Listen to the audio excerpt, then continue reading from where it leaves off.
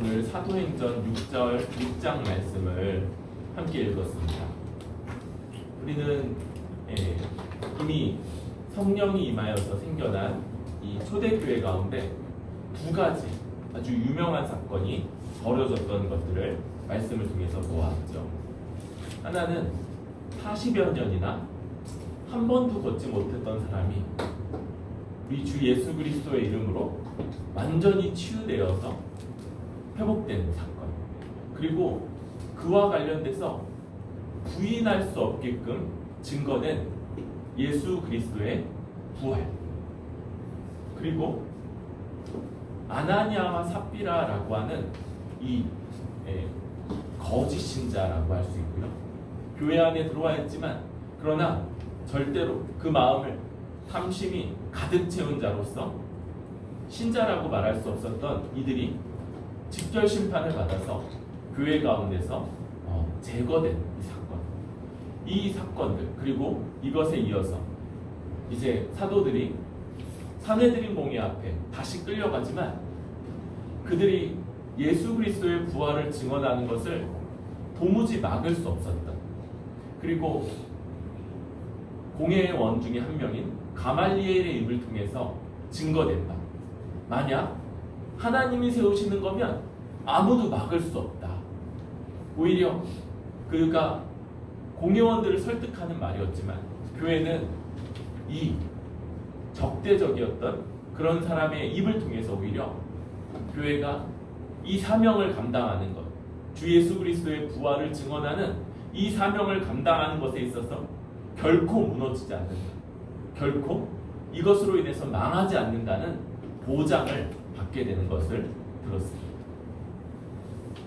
이제 교회는 또 다른 사건 하나를 만나게 됩니다. 그리고 이 사건은 1절에 제자들이 더 많아진 것,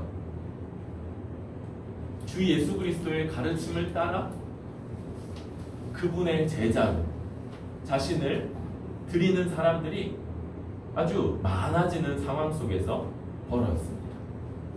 헬라파 유대인들이 히브리파 유대인 그리스도인들을 원망하는 일이 벌어진 것이죠. 한 무리가 교회 안에 분파가 생기고 그 분파들이 서로 다른 것들을 주장하고 서로 다른 것들로 인해서 적대시하는 상황이 교회 안에 얼마나 큰 문제로 다뤄지는지 고린도 전서를 보면 알 수 있습니다. 초반에 한 4개의 장 정도를 그들 가운데 있는 분파들의 문제, 그것이 얼마나 악하고 얼마나 합당하지 않은지를 말하는데 들어가는 것이죠. 그런데 초대교회 안에 이런 분열, 분파, 타당의 문제가 벌어질 뻔한 그런 상황, 위기가 벌어진 것이고요. 이 일은 교회가 처음부터 성령을 받아 세워지자마자부터 드러냈던 한몸됨을 깨트리는 아주 심각한 위기였던 것이죠. 그 문제는 헬라파 유대인들이 자기들의 과부가 매일의 구제에 빠지는 상황 때문에 벌어졌습니다. 당시 이 교회, 초대교회는 예루살렘에 있지만 두 종류의 유대인 그리스도인들, 이들이 함께 모여 있었던 것이죠. 한쪽은 히브리파라고 말할 수 있는 유대인들, 그리스도인인데요. 이들은 예루살렘, 유다 혹은 갈릴리 지역에 살고요. 가나안 땅이죠. 그쪽에 살고 있습니다. 그리고 주로 쓰는 언어가 히브리어의 방언인 아람어라고도 하는 이런 언어를 사용하고 있죠.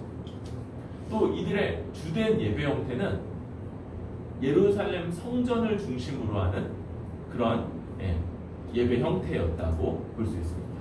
물론 이들도 역시 회당으로 모이는 일들이 함께 병행되기도 했습니다. 그런데 또 다른 헬라파 유대인 그리스도인들이 이들 가운데 있게 되죠. 이들은 원래 이 로마가 점령하고 있는 그리스 문화권, 보통 헬라라고 말하는 이쪽에 퍼져 있던 사람들입니다. 유대인들이 과거부터 끌려갔던 일들이 많죠. 그래서 그 끌려가서 그곳에서 자유를 얻어 정착한 사람들, 그런 사람들이고요. 그런 사람들의 후손이다 보니까 이제 자신들이 살았던 그 문화권의 언어만을 쓰는 사람들이에요.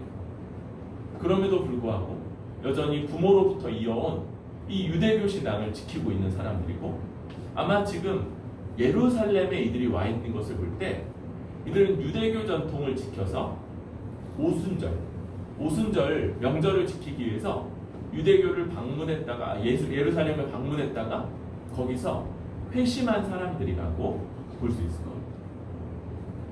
이렇게 언어가 다르고 이 사도들이 주로 히브리파이기 때문에 굉장히 많은 수의 사람들을 돌봐야 되는 상황에서 헬라파 과부들, 그들 중에 일부가 매일 구제에 빠진 거죠.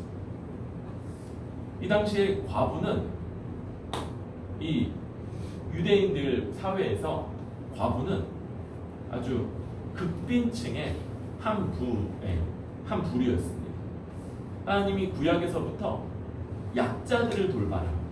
약자들이 그냥 모든 이 고난, 빈곤, 어려움들을 다 겪도록 내버려두지 말아라 라는 이런 명령을 하시는데요.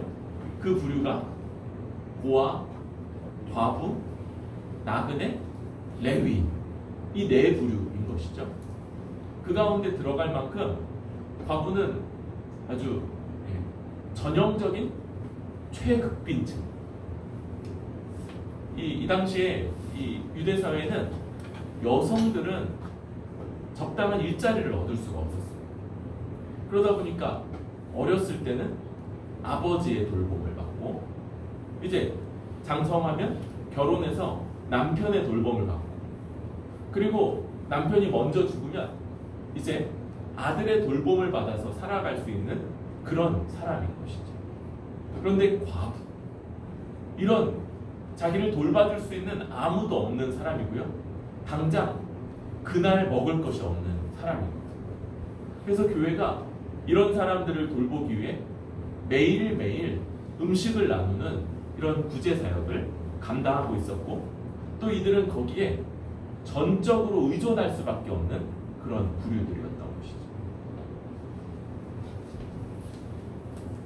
그런데 전혀 의도하지 않았을 거라고 여겼지만요, 이런 헬라파 과부들이 매일 구제에 빠지고 헬라파 유대인 그리스도인들이 히브리파 유대인 그리스도인들을 원망하는 이런 일들이 벌어지자 이제 사도들이 모든 제자를 불러 모으고 이 문제에 대해서 평가하고 판단하는 그런 내용이 2절과 3절, 4절까지입니다. 우리 2절부터 4절까지를 함께 읽어보도록 하겠습니다. 시작.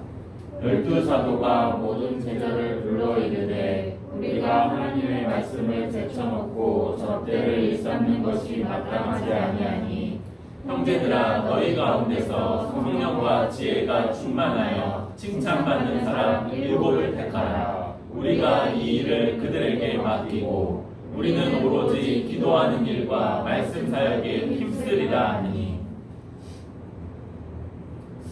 여러분, 이런 말이 있죠. true need, felt need. 그러니까 우리가 뭔가가 필요하다고 여기는 것, 반대로, 그런데 그게 때때로 진짜 우리가 필요로 하는 것과 다른 거예요. 예를 들면 나는 이성 친구가 없어서 그렇게 인생이 기쁘지 않고 그런 것 같아. 이런 생각을 많이 하지 않습니까? 안 하는 것처럼 그렇게 하지만요. 네. 여러분들 그런 기간이 꽤 길었을 거예요. 이성 친구만 있으면 내 인생은 아주 행복하고 즐겁고 기쁘고 아주 만족스러울 텐데, 이런 게 바로 felt need인 거죠. 이성 친구가 없어. 근데 true need. 근데 연애해보면 그게 그렇게 만족스럽지만 않은 거예요. 잠시 동안은 이 그런 거 있잖아요. 이 콩깍지가 쓰이고 그래서 너무 만족스러운 것 같지만 조금만 지나도 그렇지 않은 이런 일들이 벌어지는 거죠. 그게 진짜 슈르니드가 아니었다는 걸 알게 됩니다. 지금 눈에 보이는 상황은 뭡니까? 어떤 이 부류들이 매일의 구제에 빠져서 굶고 있는 거예요. 너무 힘들어하고 있는 거예요. 그러면 뭐 하면 됩니까? 그래. 그러면 우리가 2배로 뛸게. 2배로 달려들어서 할게. 아니 우리가 헬라어 학원에 좀 다녀서 이제 그런 사람들의 말들도 잘 알아들을 수 있게끔 그렇게 할게. 이렇게 하면 될 것 같은데 사도들의 말은 전혀 다른 문제로 이 상황을 인식하고 있는 거예요. 우리가 하나님의 말씀을 제쳐놓고 접대를 일삼는 것이 마땅하지 않다. 지금 이 접대, 이렇게 접대라고 그러니까 좀 이상한데요. 매일의 구제, 이 일 자체는 결코 사소한 일이 아니죠.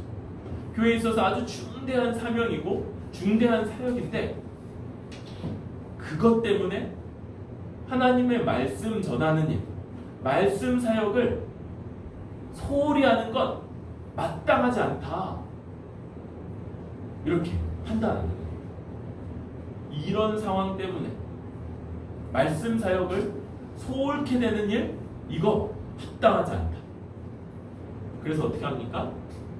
너희 가운데서 성령과 지혜가 충만하여 칭찬받는 사람 7을 택하라. 우리가 이 일을 그들에게 맡기고 우리는 오로지 기도하는 일과 말씀 사역에 힘쓰. 기도와 말씀 사역을 감당하고 또 그것을 위해 기도하는 일에 전념하고자 이 일은 다른 사람들에게 맡기겠노라 이렇게 말하는 것이죠.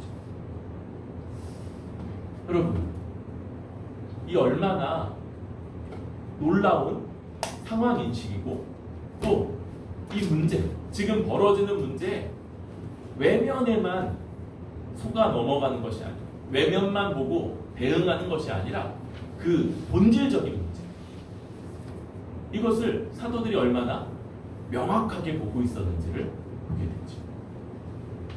과중한 일들로 인해서 그 일이 분명히 중요한 일이고 교회의 사명에 있어서 큰 부분을 차지하는 일임에도 불구하고 그 일 자체가 전혀 사소하거나 또 이상한 일이 아님에도 불구하고 말씀 사역에 있어서 말씀 사역이라는 교회가 가장 집중하고 전념하고 몰두해야 되는 사역에 있어서는 다른 것들 다 두 번째 가는 일이고 가장 우선되는 이 일에 우리들은 집중해야 하겠다는 이 문제의식, 이것이 너무 놀라운 것이고 또 결국 이 문제를 통해서 오히려 교회의 말씀 사역과 또 더 제자가 많아지게 되는 이런 놀라운 그런 결정이 된다고 보여집니다.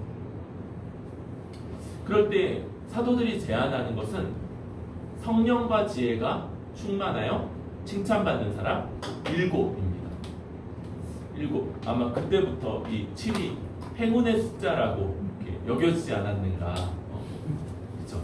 이 6은 뭔가 좀 그렇고 8도 좀 그런데 7 아주 좋은 숫자지 않습니까?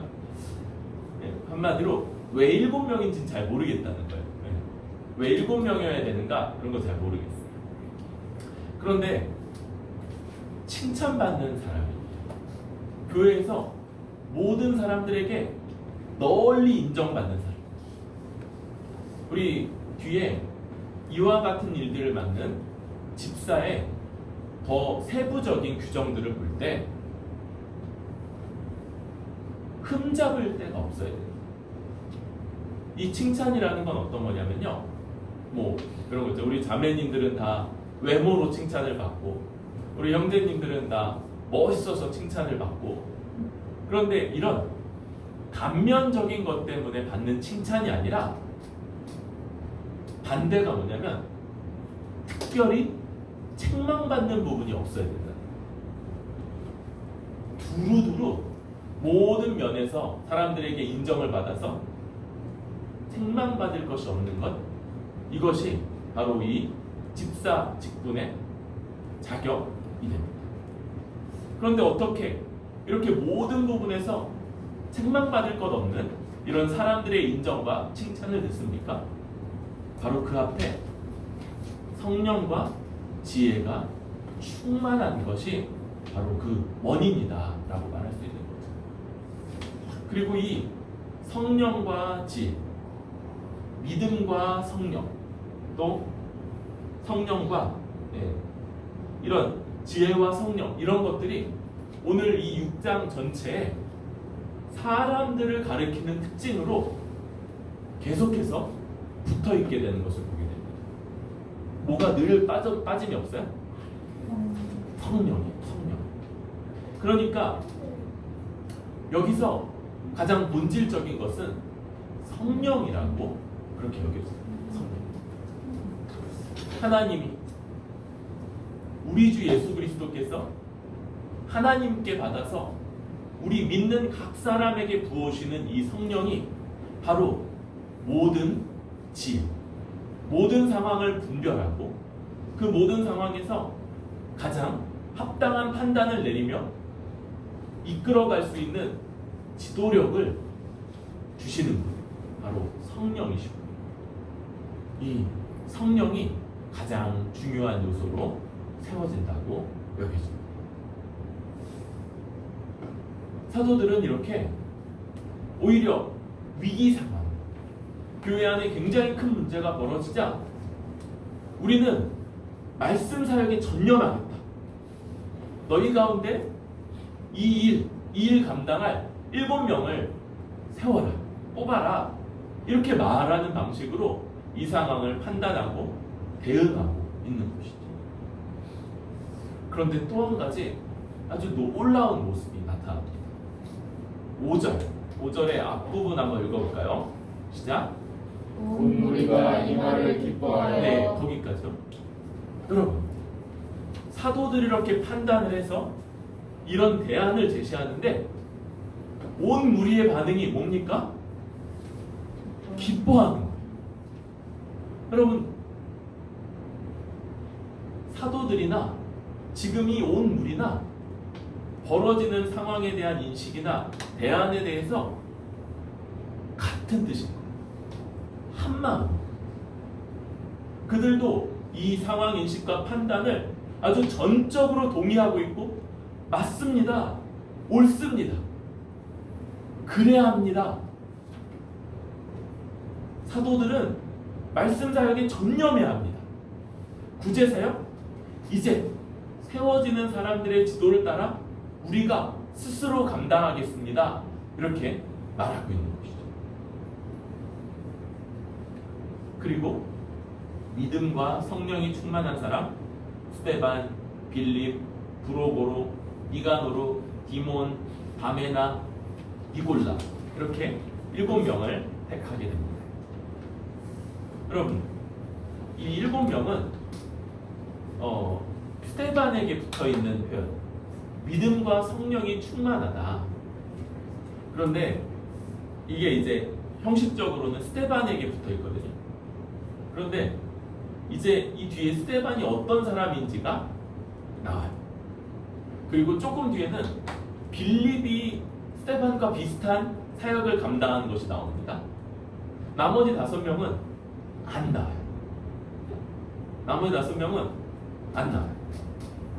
그런데도 맨 앞에 2사람이 빌립이 스데반과 비슷하다, 이걸 볼 때 믿음과 충만하다는 이 특징은 스데반에게만 해당하는 것이기보다는 이 7명 전체에게 해당하는 것이며, 이 7명 전체가 스데반과 비슷한 그런 사역들을 감당했을 거다라고 생각하게 되는 거죠.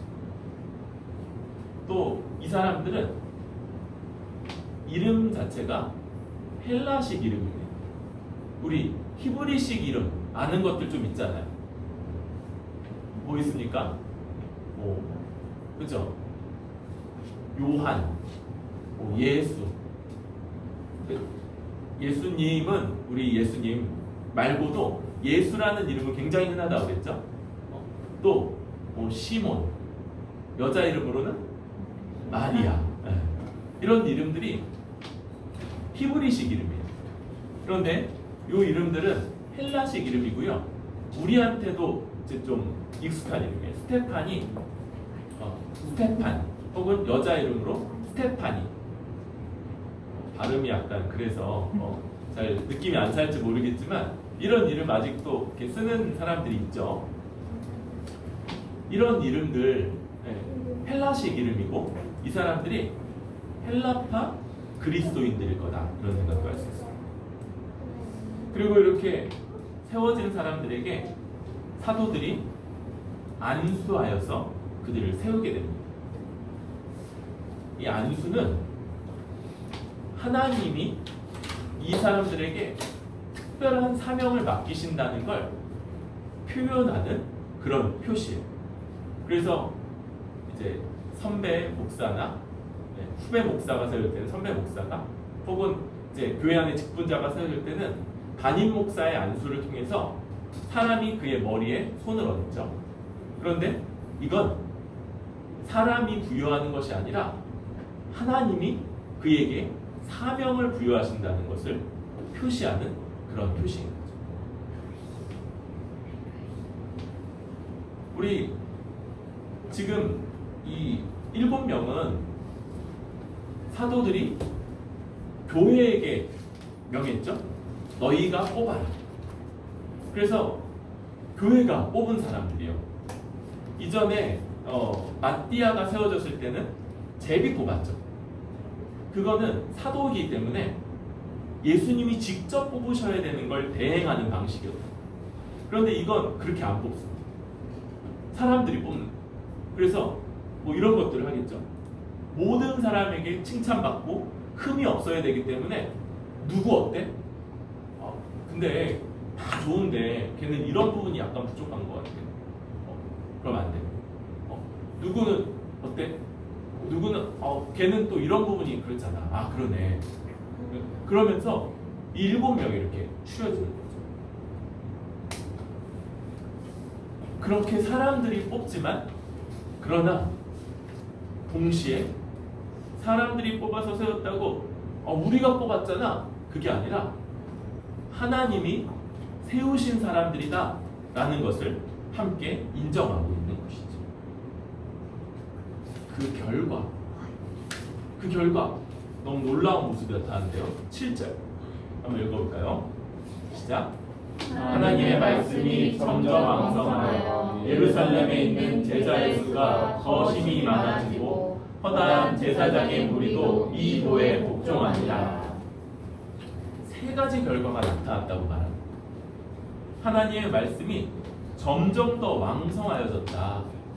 마치 살아서 점점 자라가고 있는 그런 나무처럼 점점 말씀이 더 힘을 얻고 더 세지고 더 강력한 설득력을 얻었다. 그러겠죠? 사도들이 이 일에만 더 전념하고 더 시간을 들이고 더 애쓰기 때문에 그러했을 거다라는 생각이 듭니다. 두 번째는 제자의 수가 더 힘이 많아졌다고 말합니다. 이미도 많았죠. 이미 많았어요. 뭐 보면 이전에 5,000명, 3,000명. 근데 오늘 또 말씀에 제자가 더 많아졌다 그러는데 더 힘이 많아졌다. 더 힘이 많아졌다. 더 힘이 많아졌다. 막 이런 거죠. 굉장히 많아졌다.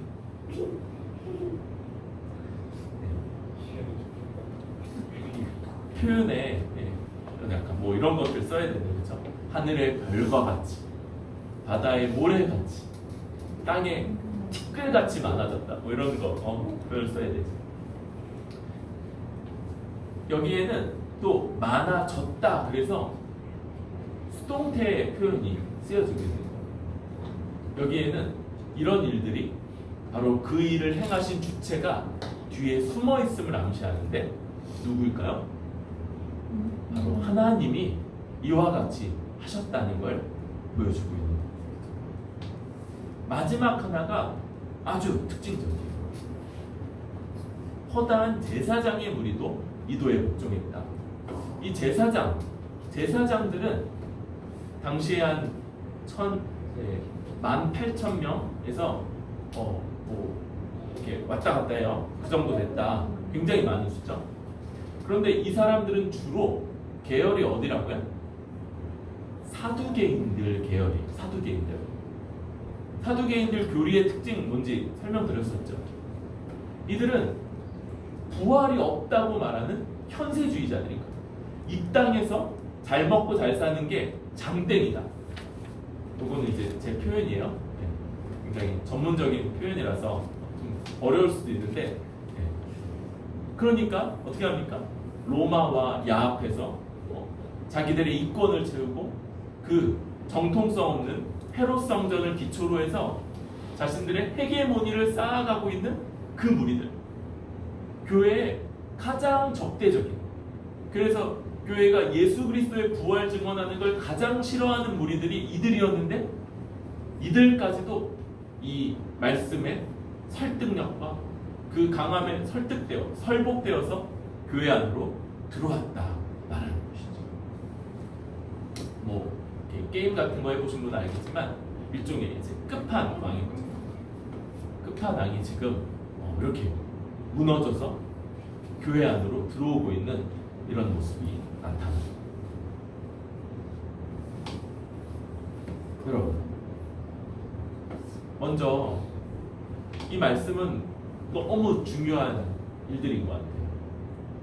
우리 교회처럼 이제 막 시작되어서 이렇게 조직적인 형태를 갖지 않는 교회, 그렇죠? 우리 교회는 목사 외에는 아무런 직분도 없이 다 그냥 성도들이잖아요. 그런데 교회는 점차적으로 조직화되어져 가게끔 됩니다. 여러 상황들, 또 더 사람들이 많아지고 그런 상황에서 점점 더 직분이 세워지고 조직화되어 가겠죠. 그런데 그렇게 가는 가운데 이 말씀은 우리에게 굉장히 중요한 몇 지점들을 보여줍니다. 여러분, 먼저 교회는요, 이 유기체성을 지키는 게 굉장히 중요하다. 교회가 조직화가 되게 되면 목사는요, 장로님들하고 되게 많은 시간을 보내게 돼요. 점점 안수직사 혹은 권사, 그리고 이제 그 외에 보통 소위 말하는 평신도들과 교제하고 함께하는 시간들은 굉장히 부족해지고, 더 나아가서 어린아이들까지 함께하는 건 굉장히 어려웠어요. 그런데 여러분, 유기체성을 나타내는 이 표현, 이거 제가 몇 번 얘기했죠. 우리 교회의 가장 어린 시연이, 그리고 가장 연배가 있으신 청년이신 우리 이성동 장로님. 그런데 이성동 장로님이 가장 어린, 그래서 별로 기여하는 바가 없어 보이는 가장 어린 아이에게 의존하고 있다는 이 인식, 우리가 서로가 서로에게 의존하고 있고, 그러한 인식, 이것이 이 유기체성의 지표가 된다고 했죠.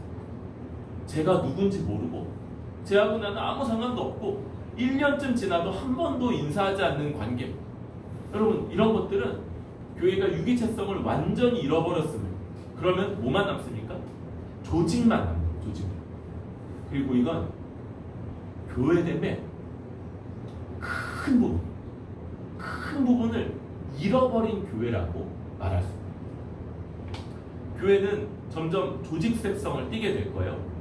그런데 점점 그런 방향으로 가게 될 때 우리는 더욱더 힘이 더 많이 애써야 되는 부분이 바로 이 유기체성을 잃지 않는가, 유기체성을 지켜내는가라는 것이죠. 이 유기체성의 의미는 이런 겁니다. 그 사람이 어떤 부분에서 아주 탁월하고 은사가 있고, 어떤 부분에서 연약하고 부족한지, 그래서 다른 사람들의 도움이 필요한지를 서로가 아는, 그래야지만 집사를 뽑을 수 있는 거예요. 이름밖에 모르는데, 아니 그냥 하는 게 6개월이 지나고 1년이 지나도 안녕하세요, 네 안녕하세요, 잘 지내세요라는 이 그냥 인사밖에는 없는 관계 속에서는 어떻게 이런 집사를 뽑습니까? 유기체성을 지켜내는 것이 굉장히 중요하다. 그러면서 더 본론으로 들어가자면, 여러분 이미 교회를 향한 하나님의 사명, 하나님이 교회에 어떤 사명을 맡기시는지 우리 지난 시간에 천사임을 통해서 들었어. 니네 여기 이러고 앉아있지 말고, 여기 누워있지 말고 빨리 나가서 성전에 서서 이 생명의 말씀을 모든 사람에게 전하라.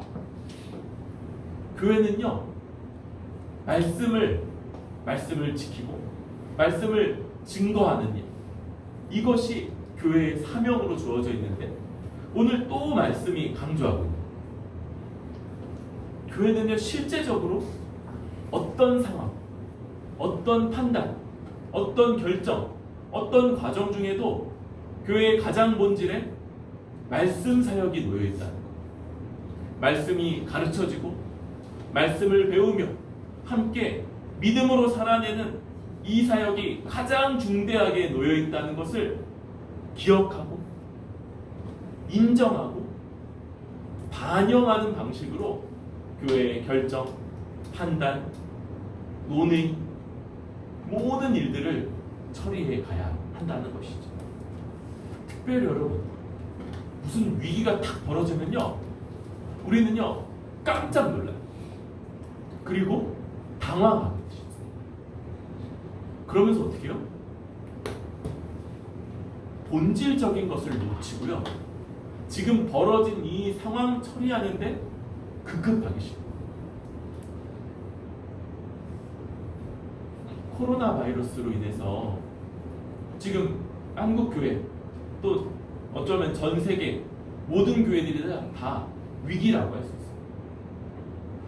이런 위기를 대처하고 방안을 마련하고 이런 것들이 중요하죠.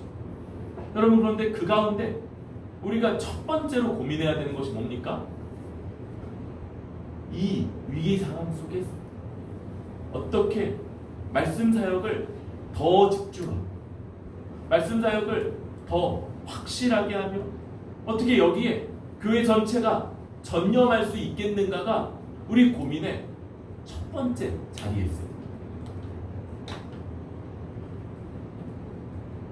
교회는 모든 일에 있어서 말씀 사역이 가장 중심에 있다. 이것에 전념할 때 그 교회가 망하지 않는다. 이것에 전념할 때 말씀이 흥황하여서 하나님이 더 믿는 자들을 많아지게 할 것이다 라는 걸 확신하면서 이 일을 어떤 상황 속에서도 최우선순위에 놓기 위해서 애쓰고 노력하고 결단하는, 이것이 교회가 이 중심을 지켜가는 방안이다 라고 말할 수 있겠습니다. 그러면서 여기에는 이제 또 한 가지 아주 중대한 문제가 있습니다. 말씀 사역이 교회 안에 잘 베풀어지면서 어떤 일들이 나타나냐면요, 이제 성령과 지혜가 충만하여 칭찬받는 사람, 이런 사람들이 교회 안에 세워지게 됩니다. 말씀은 우리에게 이렇게 말해요.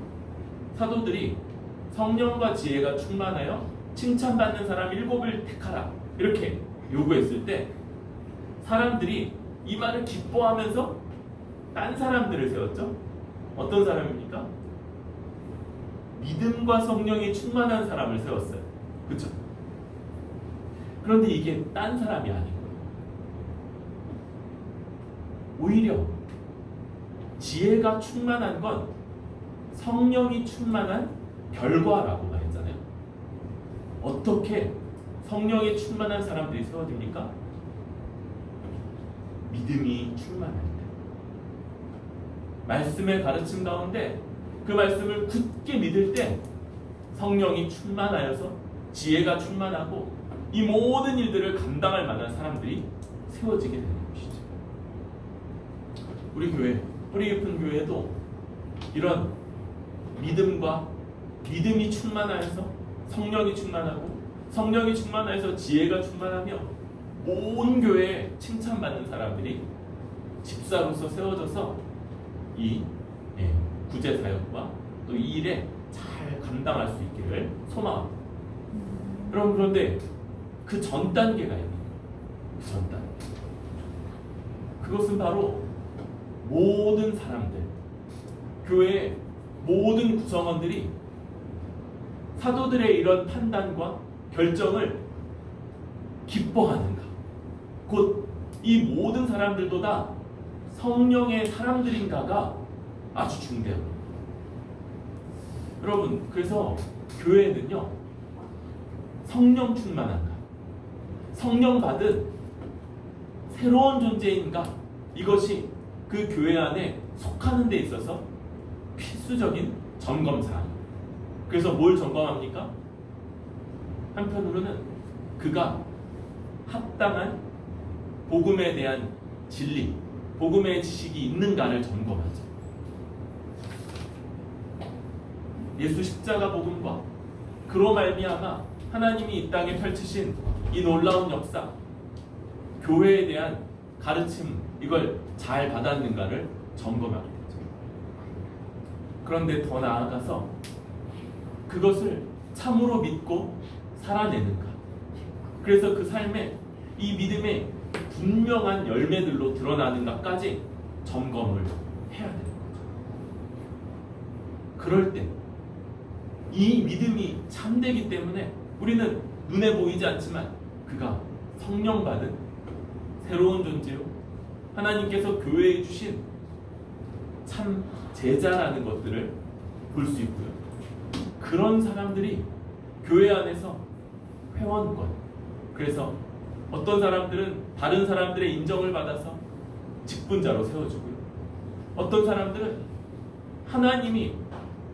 하나님의 뜻을 섬기기에 합당한 자들을 세우는 그런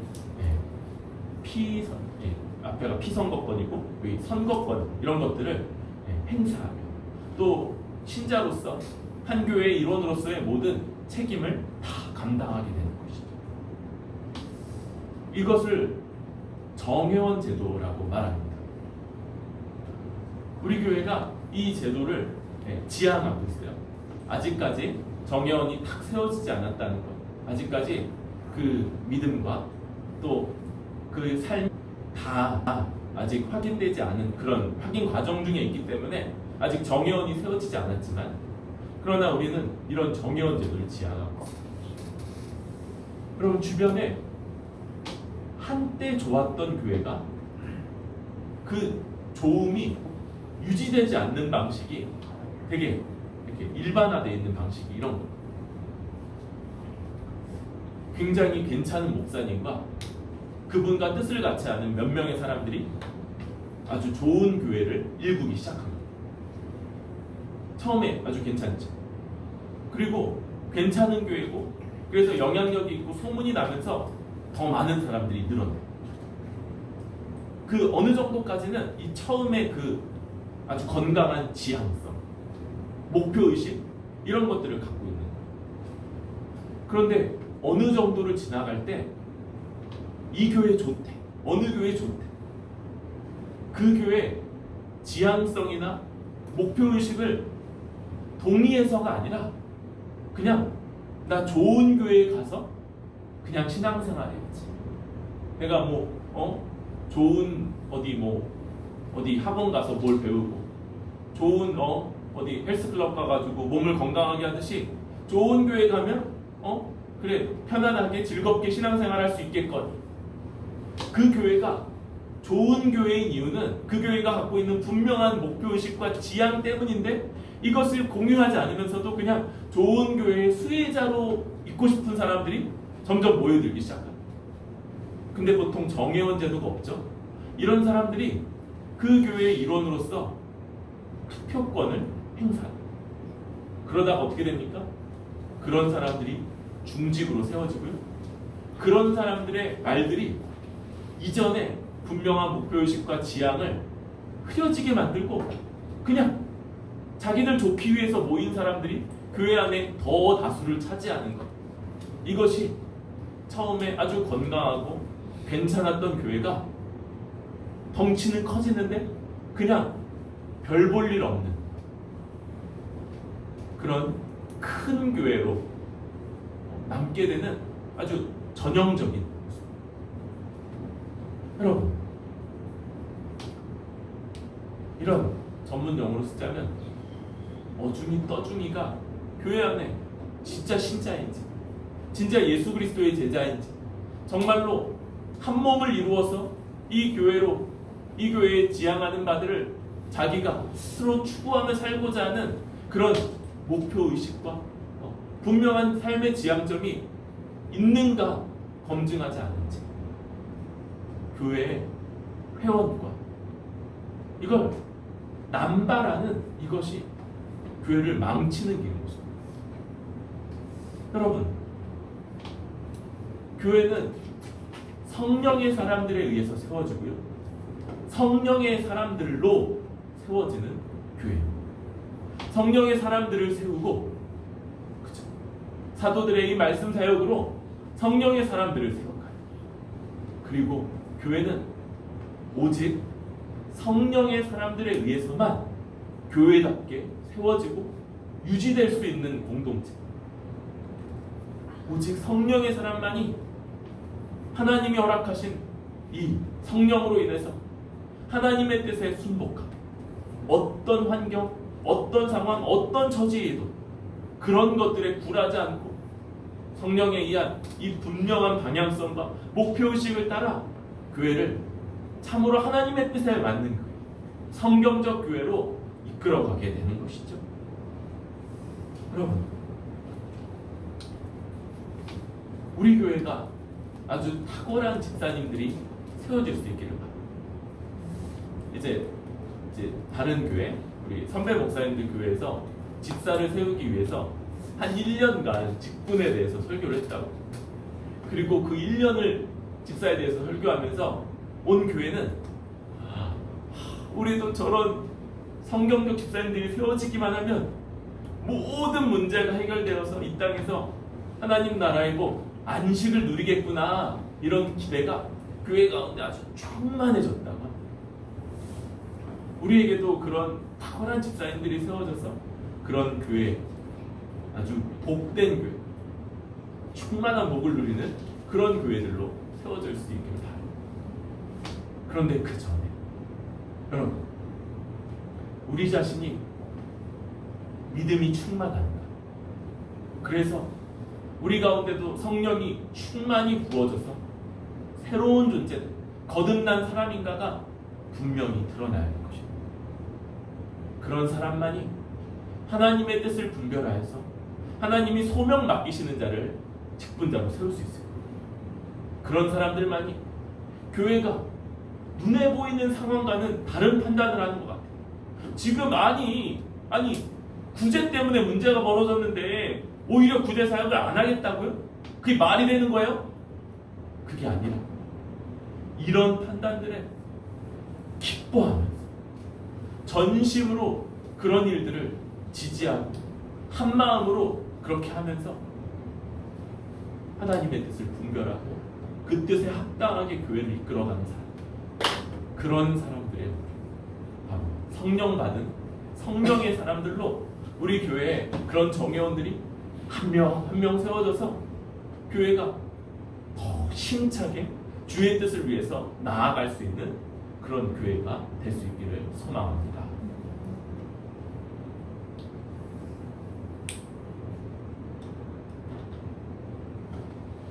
이제 나머지 절반이 남아있어요. 그러나 걱정하지 마십시오, 여러분. 오늘 이 절반은 대부분은 다음 주부터 이어지는 스테반 설교하고 관련되기 때문에 그 부분은 이제 오늘 안 하려고 원래부터 생각을 했어요. 시간이 길어져가지고 끊는 건 아니고 원래 안 하려고 생각을 했어요. 이제 8절 이하에서는 이렇게 뽑힌 사람 스테반에 주목합니다. 이렇게 약간 영화 같은 거라면 처음에 카메라 앵글이 12사도와 그 대표인 베드로에게 이렇게 있다가요. 그러다가 두 번째 이 뽑혀지는 성령 받은 물이 온 교회에 의해서 세워지는 7명에게 두 번째 초점이 갔다가 이제 거기서 클로즈업 한 사람인 스테반을 클로즈업하고 있는 듯한 그런 장면. 그런데 이 스테반 아니 구제 사역하라고 뽑아놨는데 지금 8절부터 뭐 하고 있는 게 쓰여지냐면요. 은혜와 권능이 충만하여 큰 기사와 표적을 민간에 행했다. 또 9절에 스테반과 더불어 논쟁했다. 지금 스테반이 구제 사역하라고 뽑힌 사람인데 놀랍게도 말씀 사역하고 있는 장면이 딱 나오네요. 이 지점이 우리가 좀 생각해 볼 만한 말이죠. 더군다나 이 스테반은 어떤 사람이냐면요. 은혜와 권능이 충만하여 큰 기사와 표적을 민간에 행한다. 여러분 이거 저와 같이 사도행전을 쭉 봐오신 분들은 어디선가 봤던 누구에게서 봤던 모습입니까? 사도들에 의해서 행해졌던 그 묘사들이 지금 스테반에게 그대로 쓰여져. 지금 스테반이 사도들에 의해서 교회의 대표였던 사도들에 의해서 행해졌던 그 모습을 그대로 보여주면서 마치 이제 스테반이 이 교회의 대표로서 사역하고 있는 듯한 모습을 보여줍니다. 왜 베드로 사도들이 아니라 스테반이 또 스테반을 필두로 한 이 뽑혀진 7 집사가 교회의 대표로서 사역하고 있는 듯한 모습이 나타나느냐? 사실 이 7절이 사도행전의 첫 번째 분기점 같은 걸 이루는 거예요. 지금 허다한 제사장의 무리, 예루살렘 중심에 있는 헤롯 성전을 근거로 해서 모이고 있던 저 히브리파 유대인들, 그리고 예루살렘이라고 하는 그 가장 중심, 여기에 말씀이 지금 가득 찼다. 이게 바로 첫 번째 단계의 마무리인 거죠.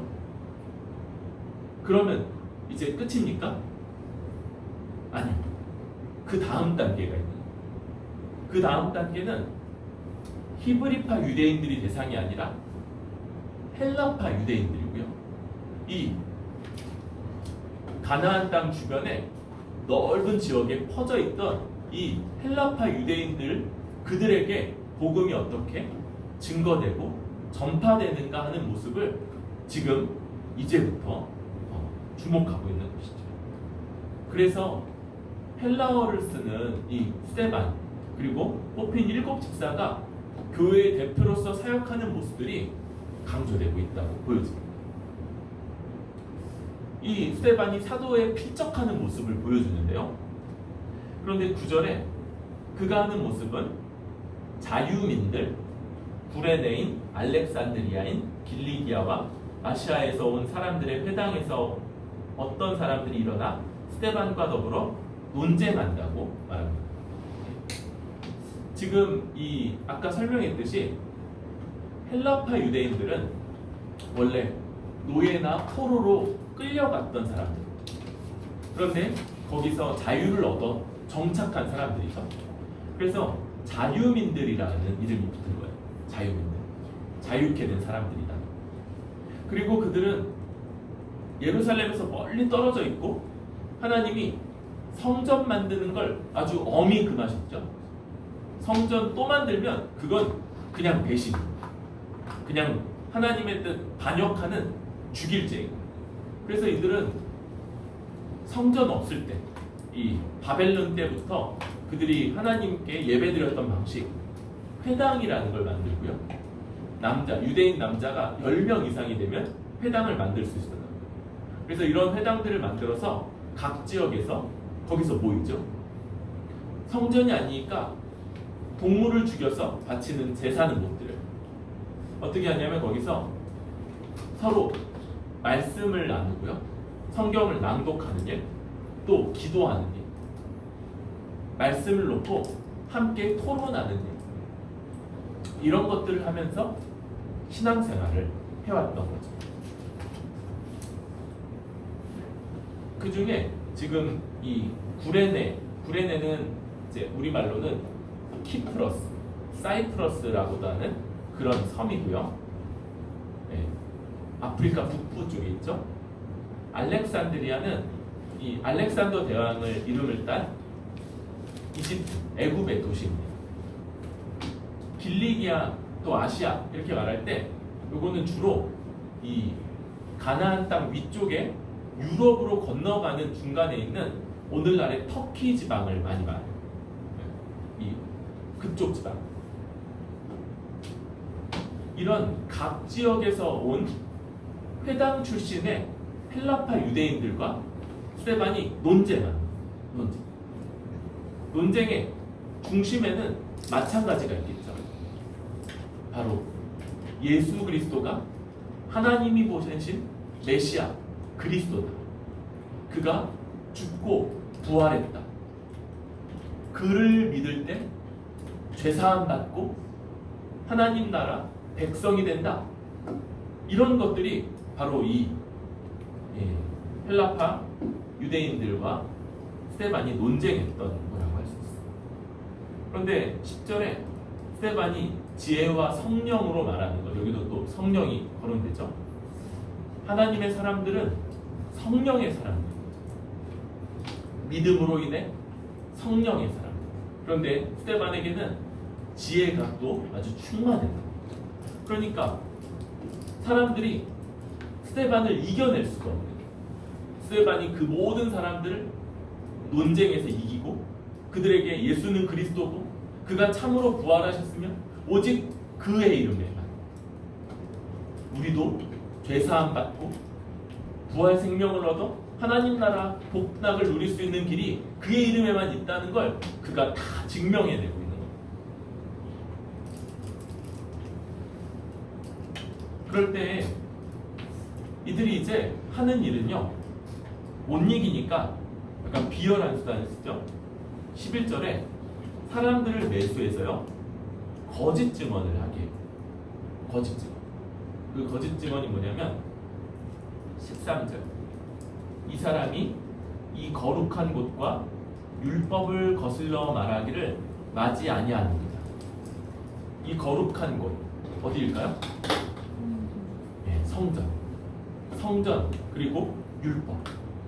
지금 이 그들이 유대인들이 아주 신성시하는 성전과 모세가 전에서 목숨을 걸고 지키고 있는 이 율법, 이것들을 그가 거슬러 말했다.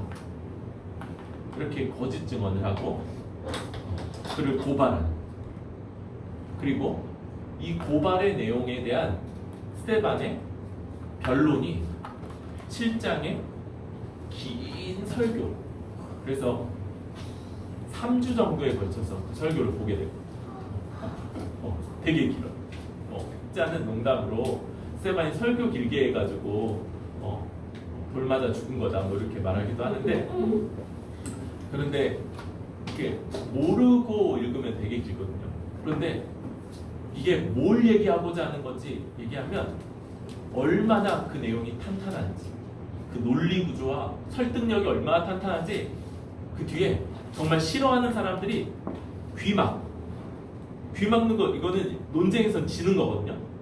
원래 이렇게 학자들 나와가지고 논쟁할 때 화내면 지는 거예요. 흥분하면 지는 거예요. 근데 귀 막고 달려들 정도니까 이들이 말로나 논리로는 도무지 항변할 것을 찾을 수 없고, 그러니까 분노로, 그래서 돌로 치는데 마지막까지도 안 보고 스데반이 얼마나 놀라운 모습을 나타내는지. 오늘도 15절에 그 얼굴이 천사와 같더라 해서 그런 모습들을 좀 암시하고 있죠. 스데반의 모습을 이렇게 주목하는 걸 보면서 여러분, 두 가지 지점을 좀 생각하게 됩니다. 먼저 우리 교회는요 언제나 말씀 사역이 이만하면 충분하다, 이만하면 됐다, 아 이 정도 우리 말씀에 정말로 집중하고 있지 라고 그렇게 말할 수 있는 것이 아니라 우리는 언제나 지금 우리가 갖고 있는 이 한계, 그거 너머에서 어떻게 더 말씀 사역을 감당할까라는 이 말씀 사역에 대한 고민점을 하나 얻게 돼요. 이제 예루살렘과 히브리파 유대인들에게는 가득 찼죠. 그런데 헬라파 유대인들에게는 이제 시작입니다. 또 더 있어요. 이제 사마리아가 남아있고요. 그 다음에는 땅끝이라고 불리는 모든 이방인들이 남아있는 사도행전이 이렇게 한 단계가 충분하다 여겨졌을 때 또다시 그 다음 단계로 넘어가는 것을 보면서 우리가 말씀 사역에 아주 힘쓰고 있는 가운데 그러나 또 고민해야 되는 거죠. 이것보다 더 넘어서는 것, 더 뛰어넘는 것 어떻게 할까? 무엇이 있을까? 이런 것들을 고민해야 되는 것이죠. 또 한 가지, 여러분 지금 스데반의 이런 모습은 어쩌면 사도들이 말씀 사역에 전념한 그 결과물이라고 할 수 있습니다. 스데반 원래는 그냥 한 명의 성도였던, 바로 얼마 전에 집사로 세워졌지만 그 전까지 그냥 한 명의 성도였던. 교회 말씀 사역이 어디까지 가야 되느냐? 우리가 지금 하지 않고 있는 영역들, 그걸 뛰어넘는 것, 이런 것들도 있겠지만 또 다른 하나는 우리 가운데 어떤 사람도 편차가 없이, 그래서 사도들이 제일 많이 알고 그 다음에는 몇몇 사람들이, 그 다음에는 잘 모르는 이런 것들이 아니라 교회 말씀 사역의 이상은 모든 지체가 모든 지식을 공유하며 같은 내용, 같은 지식을 얻는 것까지 이르는 것이죠. 스데반이, 사도가 아닌 스데반이 교회를 얼마든지 대표하며 교회가 가진 모든 진리, 모든 지식을 사람들 앞에 논쟁하고 설득하고 그걸로 아무도 부인할 수 없이까지 그렇게 증명할 수 있는, 이게 모든 성도들에게 각자가 이르러야 하는 그런 목표점입니다. 우리 모든 지체가 그렇게 되는 것, 이것이 교회의 이상이라고 할 수 있겠습니다. 여러분, 여기에는 아주 이상적인 거지만 교회는요 두 가지 실제적인 모습이 있어요. 교회는 정책적으로 어떤 사람도 배제되지 않도록 하는 그런 말씀 사역을 감당해야 되는 거죠. 공적 가르침이 베풀어지는 자리에는 모든 교회 지체들이 함께 해야 되는 것이고요. 모든 지체가 함께 같은 말씀을 듣고 배우며 자라갈 때 우리 사도행전 들어오면서 그토록 많이 봤던 그 단어 뭡니까? 호모티마돈. 온 마음, 모든 성도가 온 마음이 하나 된 상태를 이룰 수 있는 거죠. 지식의 차이는, 진리의 차이는 교회를 구별되게 만듭니다. 진리, 믿고 있는 바가 다를 때 교회는 분열될 수밖에 없어요. 한 몸은 지식의 하나됨, 믿음의 하나됨에서부터 이루어지게 되는 것입니다. 또 개인적으로 여러분 이 일에 아주 최선을 다해야 합니다. 말씀을 배우고 말씀을 믿고 말씀에 순종하여 자라가는 일에 아주 애쓰시고 시간을 들이고 헌신하고 노력하고 결단, 이런 방식으로 교회의 지도자들만 아니라 교회에 세워진 목사가 아니라 모든 지체들이 같은 지식, 같은 진리에 이르러 한 가지. 그래서 같은 일을 봤을 때 전혀 다른 사람들이지만 동일하게 이해하고 판단하고 대응할 때 그것이 바로 우리 한 몸됨을 드러내고 증명하게 될 거다 생각합니다.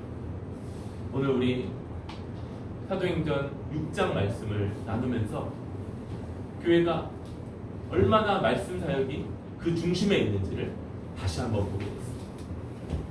어떻게든 이 말씀 사역을 지키고 그리고 이 교회의 중심이 그냥 그게 중심이야가 아니라 모든 상황, 모든 판단, 모든 결정, 모든 논의 속에서 실제적으로 드러나는 우리 뿌리 깊은 교회가 되기를 바랍니다. 그를 통해서 참으로 성령의 사람, 믿음이 충만하여서 성령 충만케 된 성령의 사람들이 정예원으로 세워져서 교회를 이끌어가고 리더십을 발휘하고 교회 안에서 많은 사람들을 그런 영향력으로 자신과 같은 성령의 사람들로 세워갈 수 있기를 바랍니다. 그리고 이런 가운데 그 말씀 사역이 모든 지체들에게까지 편차 없이 이루어질 수 있기를 기대하고 소망합니다. 이런 모습이 나타날 수 있는 우리 뿌리 깊은 교회 되기를 주님의 이름으로 축원합니다.